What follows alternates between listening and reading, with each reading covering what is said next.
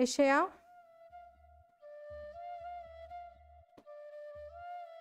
12:3-4 కావున మీరు ఆనందపడి రక్షణ దారములైన బావులలో నుండి నీళ్లు చేదుకొందురు. ఆ దినమున మీరీలాగందురు, యెహోవాను స్తుతించుడి, ఆయన నామమును ప్రకటించుడి, జనులలో ఆయన క్రియలను ప్రచురము చేయుడి, ఆయన నామము ఘనమైనదని జ్ఞాపకమునకు తెచ్చుకోండి. ఇక్కడ చాలా విషయాలు మనం చూస్తున్నాం. చివరిగా ఏంటంటే మీరు ఆనందపడి, ఎందుకు సంతోషించాలి తెలుసా? ఎందుకు మనం జాయ్ఫుల్గా గ్లాడ్గా మనం ఉండాలంటే రక్షణాధారంలో మన రక్షణకు ఏదైతే మూలముగా ఉందో ఆ రక్షణ బావులలో నుండి నీళ్లు చేదుకొని, ఆ రక్షణ బావి నుండి, బావి అంటే ఎవరండి? మన సోర్స్ ఎవరండి? యేసుప్రభువే మన సోర్స్, మన రక్షణ కదా. ఆయనలో నుండి జీవజల ఊటలు వస్తాయి కనుక ఆయన యందు మనం సంతోషించాలి అని చెప్తూ యెహోవాను మీరేం చేయాలి? ఇక్కడ రాయబడింది, యెహోవాను స్తుతించుడి, ఆయన నామమును ప్రచురించుడి. మనమంట ఎప్పుడు కూడా ఆయన స్తుతించే వారిగా ఉండాలి, సనిగే వారిగా ఉండాలి. దేవుడు మనకు నాలుక, నోరు, స్వరం ఇచ్చింది దేవుని స్తుతించాలని. నిత్యము స్తుతించాలి. బాధ అయినా, కష్టమైన, బైబిల్లో ఉంటుంది దేవునికి ఇష్టమైంది ఏంటంటే ప్రతి సమయం నందు మనము కృతజ్ఞతాస్తులు కలిగిన వారిగా ఉండాలి. అదే దేవుని చిత్తం అని ఉంటుంది. తెసలోనిక రాసిన పత్రికలో 5:17 కదండి. 1 తెసలోనిక 5:17 చూస్తుంటాం. అంటే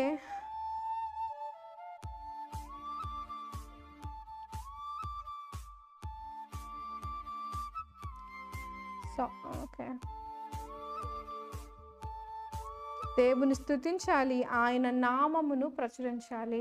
మనం ఆయన నామము, ఆయనను గురించి ఇతరులకు మనము ప్రకటించాలి. మన లైఫ్స్ని బట్టి దేవునికి ఘనత రావాలంట. ఆయన క్రియలను ప్రచురము చేయుడి. ఆయన చేసిన అద్భుత ఆశ్చర్య కార్యాలు నీ సాక్ష్యం ఇతరులతో పంచుకున్నప్పుడు మరి దేవుడు నామం స్తుతింపబడుతుందంట. అలాగే ఆయన నామమును ఘనమైనదని జ్ఞాపకము తెచ్చుకొనుడి. ఆయన ఎంత గొప్ప నామం, మనకు తెలుసు అనేకమైన నామాలు. యెహోవా దేవుడిని నేనై ఉన్నా, నేనే అని చెప్తాడు. I am who I am అని అంటే నేను ఎవరో నేనే అంటాడు. మోషేకు కూడా అయ్యా నేను చూడాలనుకుంటున్నప్పుడు నన్ను నువ్వు చూడలేవు అంటాడు కదా. ఈరోజు దేవుడు దర్శన అనుభవం, భావం గొప్పగా మన పితరులకు లేని గొప్ప వాటిని దేవుడు మనకిచ్చాడు. మంచి సహవాసం కలిగి ఆయనలో జీవించాలని ఆయన ఆశపడుతున్నాడు. కానీ మనం మాత్రం అట్లాంటివి ఏమీ కలిగి ఉండట్లేము. ఎప్పుడు దేవుని దుఃఖపడుతున్నామేమో. జాగ్రత్త. దేవుడు అన్నాడు సంతోషించండి. ఈరోజు నిజమైన ఆనందం ఆయనలో దొరుకుతుంది. కానీ ఈ భూప్రపంచంలో ఎక్కడికి వెళ్ళినా కొంతవరకే ఆనందంగా ఉంటాం, కొంతవరకే సంతోషిస్తాం. కానీ నిత్య సంతోషం, ఆయన నిత్య సుఖములు గలవు అని ఉంటుంది కదా. మన సుఖవంతమైన జీవితాలు ఆహారము, ఉండే గృహము, మంచి వెహికల్, మంచి జాబ్, మంచి సెటిల్మెంట్ కాదు. అది కొంతవరకే ఇస్తుంది. చాలామంది మీరు చూడండి,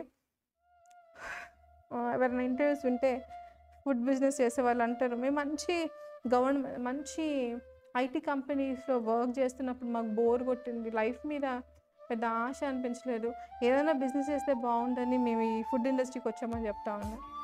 అంటే సెక్యూర్డ్ లైఫ్ వాళ్ళకి నచ్చట్లేదు. ఎందుకంటే దాంట్లో వారి లైఫ్ బోర్ కొట్టేస్తుందంట. మనకి ఎందుకు తెలుసా?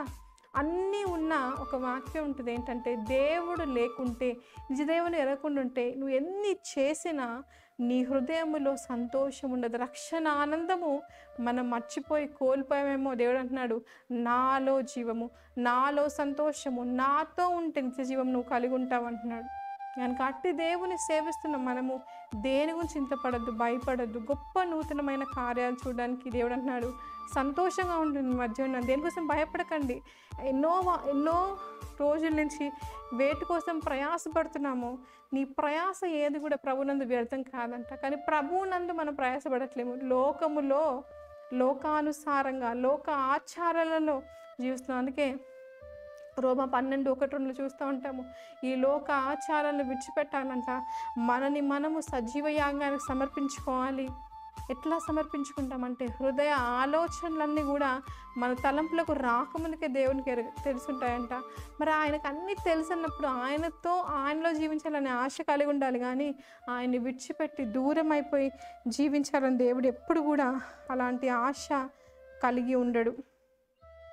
దేవుని కలిగి ఉన్న మనందరం కూడా ధన్యులము గనుక ఆయనలోనే సంతోషము, ఆయనలోనే మనము ఆనందము కలిగి ఉండాలి.